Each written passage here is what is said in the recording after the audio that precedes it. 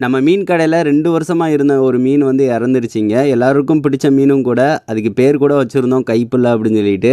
அவ்வளோ பயங்கரமா பழகும். கடைக்கு வரவங்கன்னா அதுக்கு இதில கை வச்சு விளையாடுவாங்க. அப்படியே கடிக்க கடிக்க வந்து அப்படி பழகுன மீனுங்க.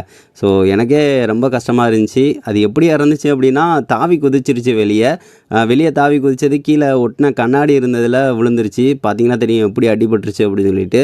ஸோ அதுக்கடுத்து எடுத்து வந்து போட்டு எல்லோ மெடிசின் எல்லாமே ஆட் பண்ணி கொஞ்சம் இருந்துச்சு. நைட்டே கொஞ்சம் எனக்கு பார்க்க கஷ்டமா இருந்துச்சு.